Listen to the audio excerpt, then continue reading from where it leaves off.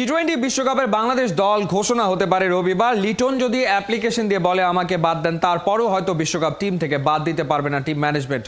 অবাক কাণ্ড, পুরো ক্রিকেট দুনিয়ায় কেবল বাংলাদেশই পাবে 16 জনকে নিয়ে বিশ্বকাপ খেলার সুযোগ। সেটা কিভাবে একজন অতিরিক্ত ক্রিকেটার খেলানোর সুযোগকে হাতছাড়া করবে বিসিবি? বিস্তারিত মাহদী হাসানের রিপোর্টে।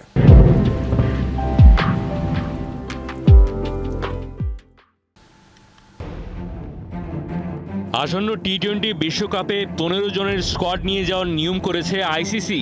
সে অনুযায়ী দলও জমা দিয়েছে সবাই। শুধু পার্থক্য বলতে কেউ পাবলিক করেছে আর কেউ করেনি আইসিসির সাথে বোঝাপড়ায়। ব্যতিক্রম নেই বাংলাদেশের ক্ষেত্রেও।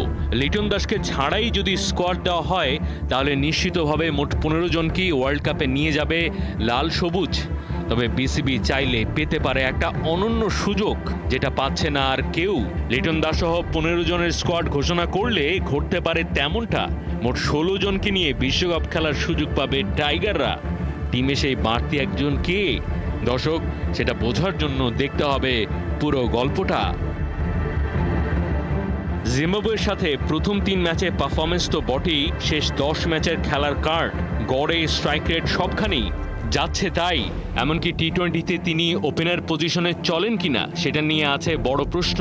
কারণ ডেটা ভিত্তিক বিশ্লেষণ বলে ওপেনার হিসেবে খেলা ব্যাটারের প্রোফাইলে 25-এর নিচে গড় থাকলে বিশ্বমঞ্চে ভালো করার সুযোগ থাকে না। স্ট্যাটিস্টিক্যালি এরকম কেউ একাদশে থাকলে ম্যাচ শুরুর আগে হেরে যাবে যে কোনো টিম। থিওরির কথা বলেন অথবা প্রিয় প্রতিপক্ষ জিম্বাবুয়ের বিপক্ষে প্রথম 3 ম্যাচে ব্যর্থতার বাস্তবতা, তাকে বিশ্বকাপ স্কোয়াডে রাখার কোনো সুযোগই থাকে না।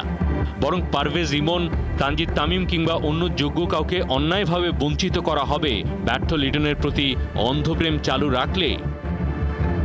তবে বিসিবির অভ্যন্তরীণ সূত্র বলছে তাকে বিশ্বকাপ স্কোয়াডে যে কোনো মূল্যে রাখতে চান টিম ম্যানেজমেন্টের একটা অংশ।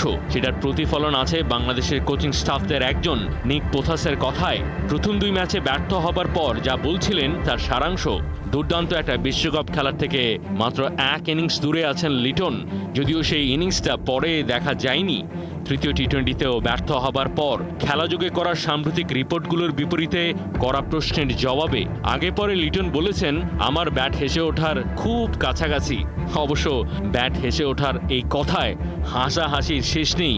গেল 50 ওভারে বিশ্বকাপের আগে সাকিব আল হাসান ঘোষণা দিয়ে বলেছিলেন ওয়ার্ল্ড কাপের সেরা ব্যাটসম্যান হবেন লিটন।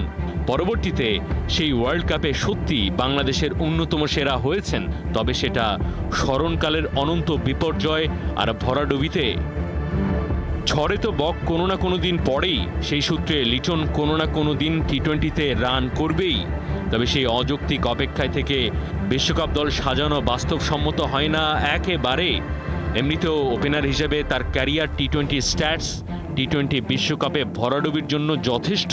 কারণ 20 ওভারি সংস্করণে ওপেনাররা অনেকাংশে ঠিক করে দেন খেলাটা কোন দিকে যাবে। লিটন না পারেন ধরতে, না পারেন মারতে।